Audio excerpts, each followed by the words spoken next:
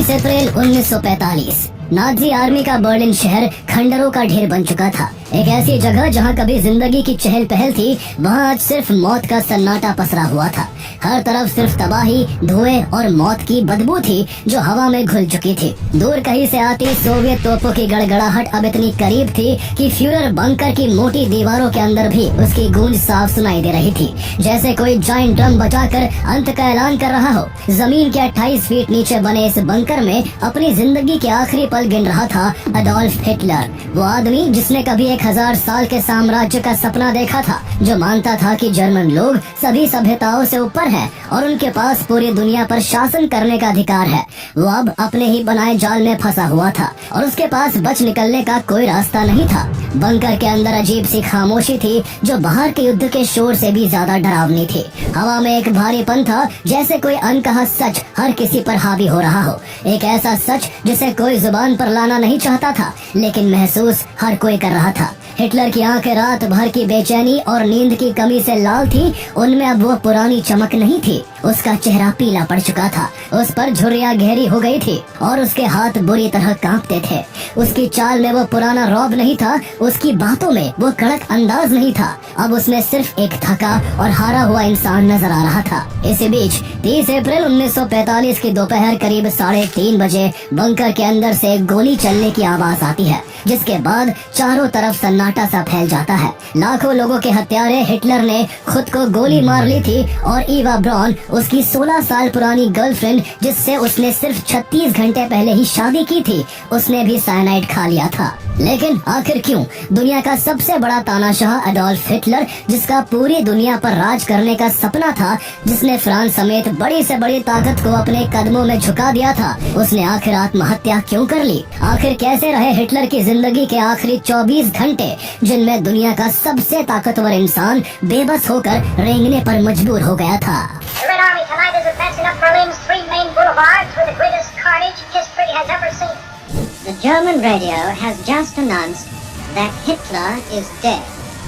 General Eisenhower informs me that the forces of Germany have surrendered to the United Nations.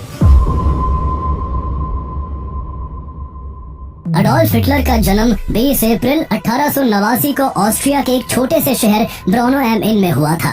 उसके पिता एलियोस Hitler एक सख्त और गुस्सैल custom officer थे जो अपने बच्चों पर बहुत कठोर थे।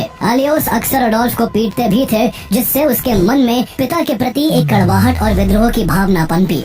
एडोल्फ की माँ क्लारा, जो एडोल्फ के पिता की तीसरी पत्नी थी, एक बहुत शांत स्वभाव की महिला थी जिनसे एडोल्फ इमोशनली काफी क्लोज था। शायद यही उसका पहला और आखिरी गहरा इमोशनल अटैचमेंट था। लेकिन जब एडोल्फ सिर्फ 17 साल का था, तभी कैंसर की वजह से उसकी माँ की मृत्यु हो गई। इस सदमे ने उसे अंदर तक तोड़ दिया। माँ की मौत के बाद वो वियना चला गया। वो एक पेंटर बनना चाहता था और उसका सपना था कि वो एक महान कलाकार बने। उसने वियना की अकेडमी ऑफ फाइन आर्ट्स में एडमिशन के लिए 2 बार अप्लाई किया, लेकिन दोनों बार रिजेक्ट हो गया। इस रिजेक्शन ने उसके अंदर की हताशा और कड़वाहट को और गहरा कर दिया। वियना में रहते हुए उसका सामना एक ऐसे माहौल से हुआ जहां एंटीसेमिटिज्म यानी यहूदी विरोधी विचारधारा फैल चुकी थी। उसने यहूदियों को अपनी हर प्रॉब्लम का कारण मानना शुरू कर दिया और उसे लगने लगा कि यहूदी सोसाइटी के लिए एक खतरा है। साथ ही वो पैन जर्मनिज्म जैसी कट्टर विचारधारा का फॉलोअर बन गया, जिसके हिसाब से पूरे जर्मन भाषी क्षेत्र को एक सिंगल नेशन होना चाहिए था। हालांकि वो एक ऑस्ट्रियन था, लेकिन जब वर्ल्ड वॉर 1 शुरू हुआ तो वो जर्मन आर्मी में वॉलंटरी भर्ती हो गया। लगभग 4 साल तक चले इस युद्ध में उसने दिल और जान से लड़ाई लड़ी, लेकिन पद के तौर पर वो सिर्फ कॉर्पोरल तक ही पहुंच सका। हालांकि उसकी बहादुरी के लिए उसे आयरन क्रॉस से सम्मानित किया गया। युद्ध में जर्मनी की हार ने उसे अंदर तक हिला दिया था। उसे लगा कि जर्मनी की पीठ में छुरा घोंपा गया है और इसके लिए उसने देश के अंदर मौजूद यहूदियों और कम्युनिस्टों को जिम्मेदार ठहराया। उसे विश्वास हो गया कि जर्मनी को एक मजबूत नेता की जरूरत है जो उसे उसकी खोई हुई शान वापस दिला सके। यही से उसके अंदर एक नेता बनने की आग जली, एक ऐसा नेता जो जर्मनी को फिर से महान बनाना चाहता था। वर्ल्ड वॉर 1 के बाद जर्मनी में उथल पुथल और कंफ्यूजन का माहौल था। वर्साई ट्रीटी के तहत राइनलैंड समेत जर्मनी के कुछ हिस्से को एलाइड पावर्स द्वारा कब्जा कर जर्मनी पर भारी प्रतिबंध लगा दिए गए थे। युद्ध के परिणाम और इस ट्रीटी के चलते जर्मनी की अर्थव्यवस्था तबाह हो चुकी थी, महंगाई चरम पर थी और जनता बेरोजगारी से दुखी थी। इसी माहौल में हिटलर ने जर्मन वर्कर्स पार्टी ज्वाइन की, जो एक छोटी और रेडिकल पार्टी थी। लेकिन हिटलर की भाषण देने की कला, उसका करिश्माई व्यक्तित्व और उसकी तीखी आलोचनाएं इस पार्टी को धीरे धीरे आगे बढ़ाती गई और आगे चलकर यही पार्टी नाजी पार्टी बनी। हिटलर के भाषणों में ऐसा जुनून होता था कि लोग उससे जुड़ जाते थे। वो लोगों के एंगर और डिससैटिस्फैक्शन को अपनी आवाज देता था और उन्हें एक उम्मीद की किरण दिखाता था। 1923 में उसने म्यूनिक में सरकार गिराने की कोशिश की, लेकिन वो फेल हो गया और उसे जेल जाना पड़ा। जेल में उसने मेन काम्फ नाम से अपनी आत्मकथा लिखी, जिसमें उसने अपनी विचारधारा, यहूदी विरोध और जर्मनी के भविष्य के बारे में बताया था, जो लाखों लोगों तक पहुंची। जेल से छूटने के बाद उसने अपनी रणनीति बदली और हिंसा के बजाय चुनाव के रास्ते सत्ता में आने का फैसला किया। इस बीच 1929 में अमेरिका से शुरू हुआ ग्रेट डिप्रेशन पूरी दुनिया में पैर पसार चुका था, जिसके चलते दुनिया भर में भारी बेरोजगारी और गरीबी फैल रही थी। इसका जर्मनी पर भी बहुत बुरा इम्पैक्ट पड़ा, क्योंकि उस दौरान जर्मनी को अमेरिका से फाइनेंशियल एड मिल रही थी, जिस पर ग्रेट डिप्रेशन की वजह से भारी झटका लगा। इससे जर्मनी की हालत बद से बदतर हो गई। हिटलर ने इस मौके का पूरा फायदा उठाया और उसने लोगों को जर्मनी को एक बार फिर एक मजबूत राष्ट्र बनाने का सपना दिखाया।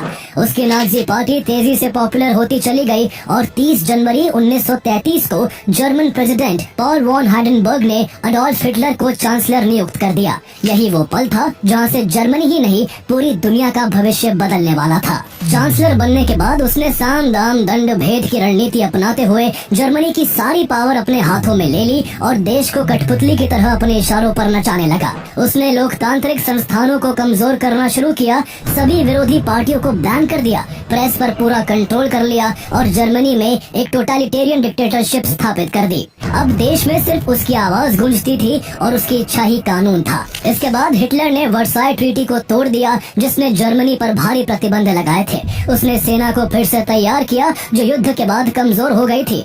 जब उसने एक विशाल सैन्य शक्ति का निर्माण कर लिया और उसकी नाजी आर्मी ताकतवर हो गई, तो उसने सबसे पहले फ्रांस से राइनलैंड को वापस छीना, जिसे फ्रांस ने वर्ल्ड वॉर 1 के बाद कब्जा लिया था। इसके बाद उसने 1938 में ऑस्ट्रिया और फिर चेकोस्लोवाकिया के कुछ हिस्सों पर कब्जा कर लिया।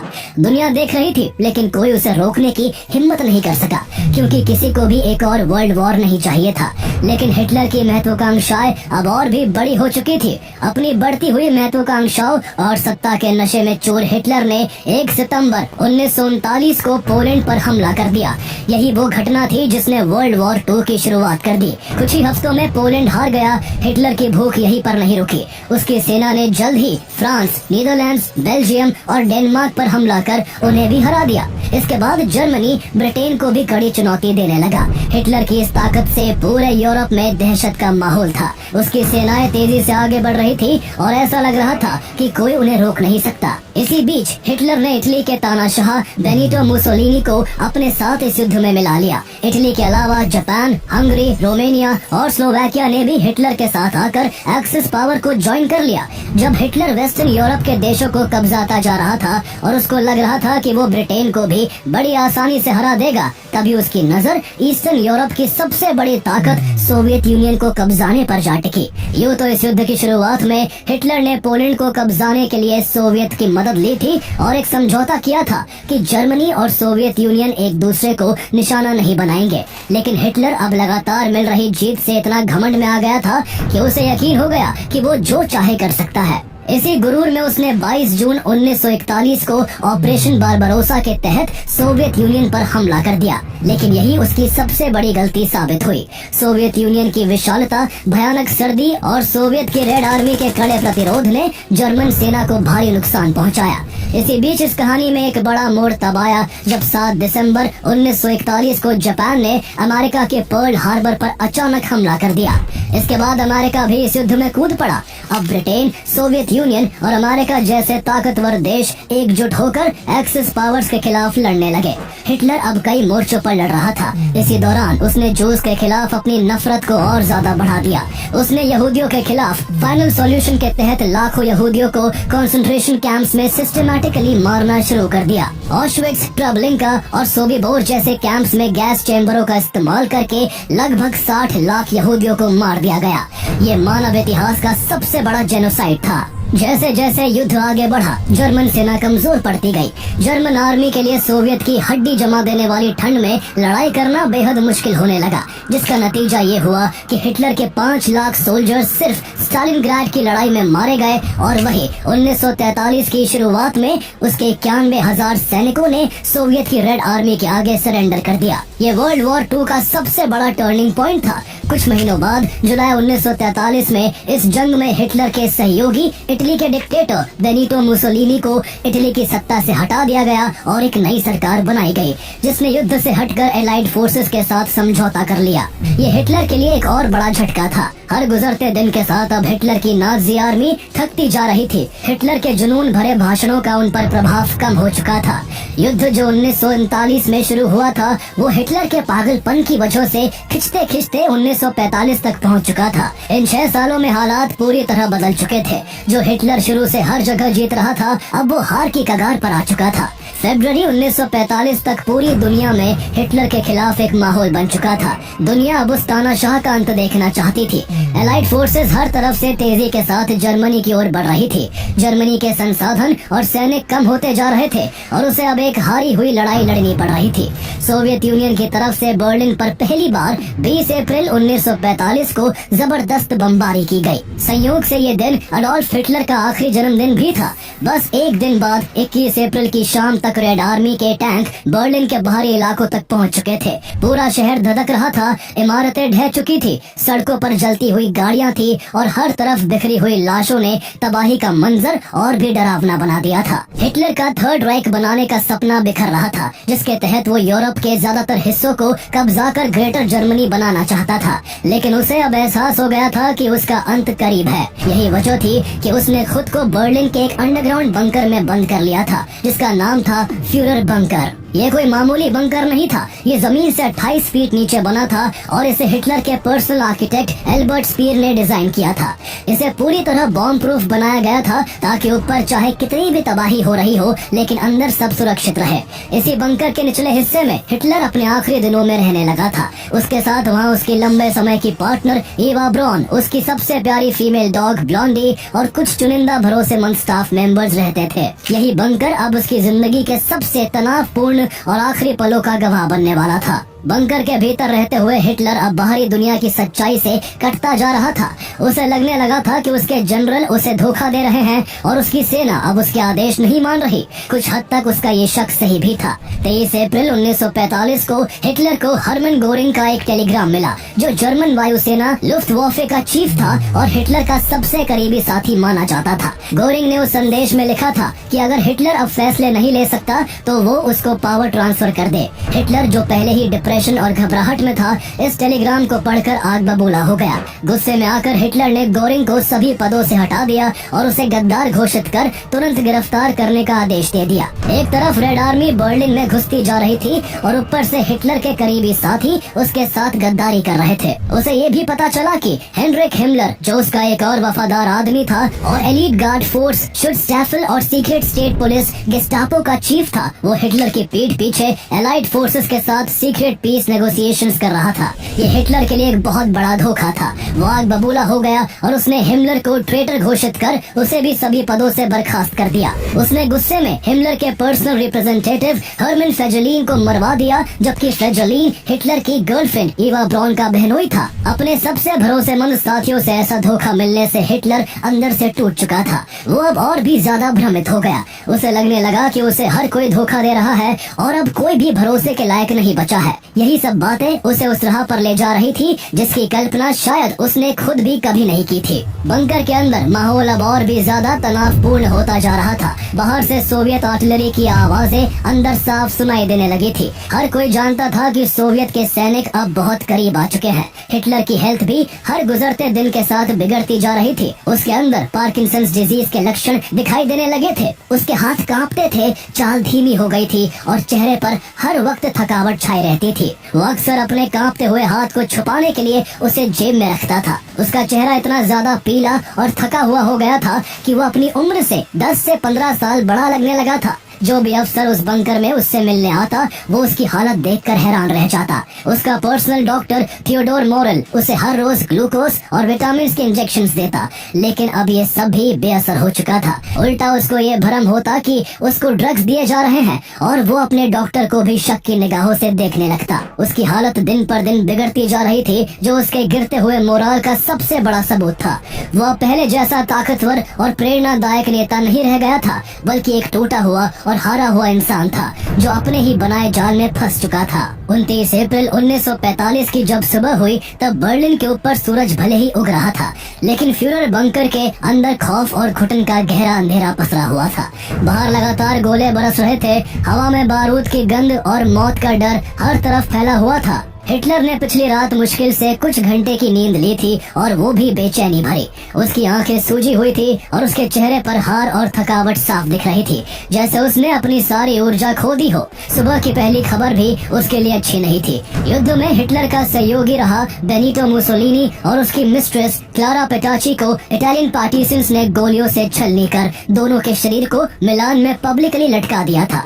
इस खबर ने हिटलर को और भी ज्यादा डरा दिया। उसे पता था कि अगर वो सोवियत के हाथ लग गया तो उसका भी यही हश्र हो सकता है। उसे किसी भी कीमत पर एलाइड पावर्स के हाथ नहीं लगना था और न ही वो चाहता था कि उसके शरीर का अपमान हो। इस खबर ने उसके आत्महत्या के फैसले को और मजबूत कर दिया। 29 अप्रैल की दोपहर तक बंकर का माहौल और भी तनावपूर्ण हो गया। हिटलर ने अपने कुछ वफादार जनरलों और स्टाफ को बुलाया। जनरल विल्हेम केटल और जनरल एल्फ्रेड जोडल ने उसे बताया कि बाहर की स्थिति बहुत खराब है। रेड आर्मी शहर के बिल्कुल बीच में घुस चुकी है और बंकर से कुछ ही किलोमीटर दूर रह गई है। सोवियत यूनियन के सैनिक अब हर गली में दिखाई दे रहे थे और उनकी आवाजें साफ सुनाई दे रही थी। हिटलर ने फिर भी कुछ काउंटर अटैक्स की उम्मीद जताई, लेकिन उसके जनरलों को पता था कि ये सब बेकार है। सेनाएं बिखर चुकी थी और कोई मदद नहीं आने वाली थी। हिटलर की आवाज में अब वो कमांडिंग टोन नहीं थी, सिर्फ एक अजीब सी उदासी और खौफ था। उसकी फिजिकल एंड मेंटल हेल्थ तेजी से बिगड़ रही थी। 29 अप्रैल की रात हिटलर ने अपने वफादार लोगों के साथ आखिरी डिनर किया। ये उसकी जिंदगी का सबसे अजीब डिनर था, जहां हमेशा की तरह टेबल पर कोई बात नहीं कर रहा था। सिर्फ खाने पीने की आवाजें थी और हवा में एक अजीब सा भारीपन था। हिटलर ने बहुत कम खाया, उसका दिमाग कहीं और था। वो अपने भविष्य के बारे में सोच रहा था या शायद अपने अतीत के बारे में, उन सभी फैसलों के बारे में जो उसने लिए थे और जिनका नतीजा अब उसके सामने था। डिनर के बाद हिटलर ने एक चौंकाने वाला फैसला लिया। उसने ईवा ब्रॉन से शादी करने का ऐलान किया, जिससे वो करीब 16 सालों से जुड़ा हुआ था। ईवा एक जज्बाती लड़की थी जो आखिरी वक्त तक हिटलर के साथ रहना चाहती थी। बंकर में हिटलर के साथ रहना ईवा ब्रॉन की ही जिद थी। ईवा ब्रॉन से हिटलर की पहली मुलाकात 1929 में म्यूनिक में हुई थी, जब ईवा सिर्फ 17 साल की थी और हिटलर के निजी फोटोग्राफर हेनरिक हॉफमैन के स्टूडियो में असिस्टेंट के तौर पर काम करती थी। ईवा ने हिटलर को पहली बार देखा तो उसे अजीब मूंछों और छोटे कद वाला शख्स कहा था, लेकिन जल्द ही वे एक दूसरे के करीब आ गए। जर्मन जनता को इस रिश्ते की भनक तक नहीं थी, क्योंकि हिटलर का मानना था कि एक नेता को जनता के लिए अनमैरिड और डेडिकेटेड दिखना चाहिए। लेकिन अब बात अलग थी। हिटलर ईवा को उसका हक देना चाहता था।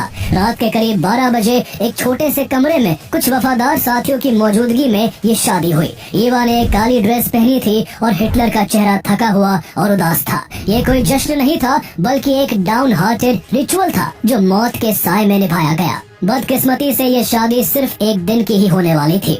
शादी के तुरंत बाद हिटलर ने अपनी सेक्रेटरी ट्रॉडल जंग को बुलाया और उसने अपना पर्सनल विल और पॉलिटिकल टेस्टामेंट लिखवाया।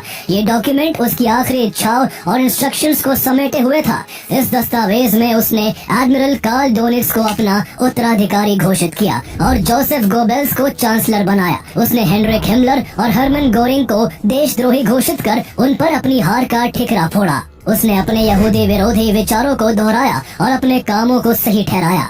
उसे अभी भी लगता था कि उसने जो कुछ भी किया वो सही था। हिटलर के आखिरी अल्फाज थे कि वो और उसकी बीवी ईवा मौत को चुन रहे हैं क्योंकि उनके लिए सरेंडर करने की शर्मिंदगी से बेहतर मौत है। उसने वहाँ मौजूद अपने सहयोगियों से कहा, मेरे मरने के बाद मेरे शरीर को जला देना। हिटलर ईसाई था और ईसाई लाश को जलाते नहीं बल्कि दफनाते हैं। लेकिन अपने अंतिम समय में हिटलर इस कदर मजबूर हो चुका था कि वो अपने धर्म के साथ भी समझौता करने को तैयार था, क्योंकि उसे डर था कि सोवियत सैनिक उसकी लाश को कब्र से खोद कर निकाल लेंगे और लोग उसकी मौत के बाद भी उसकी लाश पर गुस्सा निकालेंगे। वो अपनी मौत के बाद भी अपनी गरिमा बनाए रखना चाहता था। इसके बाद उसने अपनी निजी डॉक्टर वर्नर हासे को बुलाया। उसने उनसे पूछा कि आत्महत्या करने का सबसे अच्छा तरीका क्या है। डॉक्टर हासे ने उसे साइनाइड कैप्सूल खाने और गन से गोली मारने का सुझाव दिया। हिटलर ने अपने कुत्ते ब्लॉन्डी पर साइनाइड कैप्सूल का टेस्ट करवाया और ब्लॉन्डी तुरंत मर गई। ये एक दिल दहला देने वाला पल था जिसने बंकर में मौजूद सभी लोगों को अंदर तक हिला दिया। ब्लॉन्डी हिटलर की सबसे वफादार साथी थी और उसकी मौत ने सभी को यह आभास करा दिया कि अब अंत बहुत करीब है। 30 अप्रैल 1945 की सुबह हो चुकी थी। रात भर बंकर के अंदर मौजूद कोई भी इंसान सोया नहीं था। सुबह का सूरज बर्लिन के खंडरों पर अपनी किरणें बिखेर रहा था, लेकिन फ्यूरर बंकर के अंदर अभी भी अंधेरा छाया हुआ था। हिटलर की बेचैनी साफ दिख रही थी। वो लगातार करवटें बदल रहा था। सुबह की पहली खबर फिर से बुरी थी। रेड आर्मी अब ब्रांडनबर्ग गेट के पास पहुंच चुकी थी, जो बंकर से कुछ ही दूरी पर था। घेरा अब और भी कस चुका था और सोवियत के टैंकों की आवाजें और भी करीब से सुनाई दे रही थी। अपनी नियति को स्वीकार करते हुए हिटलर और उसकी बीवी ईवा ब्रॉन अच्छे कपड़े पहनकर तैयार हो जाते हैं। उनसे मिलने के लिए बंकर में मौजूद उसके सभी भरोसेमंद साथी स्टाफ मेंबर्स एक जगह इकट्ठा खड़े हुए थे। सबके चेहरे पर खामोशी पसरी हुई थी। हिटलर एक एक कर सभी से हाथ मिला रहा था और दबी आवाज में कुछ बुदबुदा रहा था। इसके बाद दोपहर करीब 2 बजे हिटलर ने ईवा ब्रॉन के साथ अपना आखिरी लंच किया। लंच के दौरान भी दोनों के बीच कोई खास बात नहीं हुई। दोनों शांत थे, शायद अपने अपने विचारों में खोए हुए अपने जीवन के अंतिम पलों को महसूस कर रहे थे। लंच के बाद हिटलर अपनी पत्नी ईवा ब्रॉन के साथ अपने प्राइवेट क्वार्टर में चला गया। उसने अपने कुछ वफादार लोगों को बाहर इंतजार करने को कहा। इनमें Joseph Goebbels, Martin Bormann, General Krebs, General Burgdorf और उसकी सेक्रेटरी ट्रोडल जंग शामिल थे। इन लोगों को पता था कि अंदर क्या होने वाला है और वो लोग बाहर इंतजार करते हुए अपनी सांसें थामे हुए थे। दोपहर करीब 3:30 बजे बंकर के अंदर से गोली चलने की आवाज आती है। बाहर इंतजार कर रहे लोगों को पता चल गया था कि क्या हुआ है। कुछ मिनटों बाद मार्टिन बॉर्नमैन और गोबल्स अंदर गए। उन्होंने देखा कि हिटलर सोफे पर बैठा हुआ था। उसके सिर में गोली लगी थी और उसके पास एक पिस्तौल पड़ी थी। ईवा ब्रॉन उसके बगल में बैठी थी। उसने साइनाइड कैप्सूल लिया था। दोनों मर चुके थे एक साथ अपने जीवन के अंतिम क्षणों में। हिटलर की मौत के बाद उसके वफादार लोगों ने उसके निर्देशों का पालन किया। उसके और ईवा ब्रॉन के शरीर को एक कंबल में लपेटा गया और बंकर के बाहर गार्डन में ले जाया गया। बाहर सोवियत तोपों की गड़गड़ाहट लगातार जारी थी और हवा में बारूद की गंध थी। इसी माहौल में बगीचे में एक कब्र खोदी गई। दोनों शरीरों को उसमें रखा गया और फिर उन पर पेट्रोल डालकर आग लगा दी गई। जोसेफ गोबल्स, मार्टिन बॉर्नमैन और कुछ अन्य वफादार लोग वहीं खड़े अपने नेता के शरीर को राख में बदलते हुए देख रहे थे। जैसे जैसे आग की लपटें ऊंची उठती गई, उनके साम्राज्य का आखिरी प्रतीक भी धुएं में बदलता गया। ये एक तानाशाह का भयानक अंत था। कुछ ही घंटों बाद सोवियत सेना बंकर तक पहुंच गई। उन्हें जला हुआ शरीर मिला। वो हिटलर ही था। इसकी पहचान बाद में डेंटल रिकॉर्ड से की गई। हिटलर की मौत के बाद थर्ड रेख यानी उसके तीसरे साम्राज्य के सपने का भी अंत हो गया। हिटलर के भरोसेमंद साथी जोसेफ गोबल्स और उसकी पत्नी माग्डा ने भी अपने 6 बच्चों को जहर देने के बाद आत्महत्या कर ली। इस तरह हिटलर के कई और वफादार साथियों ने अपने परिवार समेत खुदकुशी कर ली ताकि वो एलाइड पावर्स के हाथ ना लग सके। हिटलर की मौत के कुछ ही दिनों बाद 7 मई 1945 को जर्मनी ने बिना शर्त आत्मसमर्पण कर दिया और वर्ल्ड वॉर 2 यूरोप में खत्म हो गया। लेकिन युद्ध का प्रभाव गहरा था और उसका इम्पैक्ट दशकों तक महसूस किया गया। वर्ल्ड वॉर 2 और हिटलर की सनक की वजह से मानवता ने एक बड़ी कीमत चुकाई थी। जहां हॉलोकॉस्ट में लगभग 60 लाख यहूदी मारे गए, तो वहीं युद्ध में दुनिया भर से 7 से 8.5 करोड़ लोग मारे गए, जिनमें सैनिक और नागरिक दोनों शामिल थे। ये संख्या इतनी बड़ी थी कि इसकी कल्पना करना भी मुश्किल था। यूरोप का एक बड़ा हिस्सा तबाह हो चुका था, शहर खंडर बन गए थे, अर्थव्यवस्थाएं चरमरा गई थी और करोड़ों लोग बेघर हो गए थे। युद्ध के बाद की पीढ़ी को इस तबाही से उबरने में कई दशक लग गए। जर्मनी की हार के बाद allied powers America, Britain, Soviet संघ और फ्रांस ने पूरे जर्मनी पर कब्जा कर आपस में बांट लिया। जर्मनी का नॉर्थ वेस्ट ब्रिटेन को, साउथ का हिस्सा अमेरिका को और साउथ वेस्ट फ्रांस को दे दिया गया। इसके अलावा जर्मनी का ईस्ट पार्ट सोवियत यूनियन के कंट्रोल में आ गया। लेकिन जल्द ही western allied powers America, Britain और फ्रांस के सोवियत संघ के साथ आइडियोलॉजिकल और पॉलिटिकल गोल्स को लेकर गहरे मतभेद उभरने लगे, जिसके चलते ब्रिटेन, अमेरिका एंड फ्रांस ने जर्मनी के ऑक्यूपाई किए हुए तीनों हिस्सों को मिलाकर एक कर दिया, जिसे वेस्ट जर्मनी के नाम से जाना गया। वही सोवियत यूनियन के अंडर आने वाला ईस्ट वाला हिस्सा वैसे का वैसा बना रहा, जो ईस्ट जर्मनी के नाम से जाना गया। दूसरी तरफ इस सब के जिम्मेदार एडोल्फ हिटलर का नाम हमेशा के लिए बुराई, नफरत और टोटलिटेरियनिज्म के सिंबल से जुड़ गया। उसकी कहानी हिस्ट्री का एक ऐसा डार्क चैप्टर है जो हमें बताती है कि सत्ता की चाबी अगर गलत हाथों में चली जाए तो पूरी इंसानियत ही खतरे में पड़ सकती है। उसकी कहानी हमें ये भी सिखाती है कि तानाशाह चाहे कितना भी सनकी, ताकतवर और घमंडी क्यों ना हो, उसका अंत हमेशा बुरा ही होता है। हिटलर की हार में सबसे बड़ा मोड़ स्टालिनग्राड की लड़ाई को माना जाता है। यही वो बैटल थी जिसने नाजी सेना की लगातार जीत की रफ्तार को अचानक थाम दिया था। ये वर्ल्ड वॉर 2 की सबसे भयानक और निर्णायक लड़ाई थी। बैटल ऑफ स्टालिनग्राड और वर्ल्ड वॉर 2 दोनों की पूरी कहानी जानने के लिए आप हमारी पिछली वीडियोस देख सकते हैं, जिनका लिंक आपको डिस्क्रिप्शन में मिल जाएगा।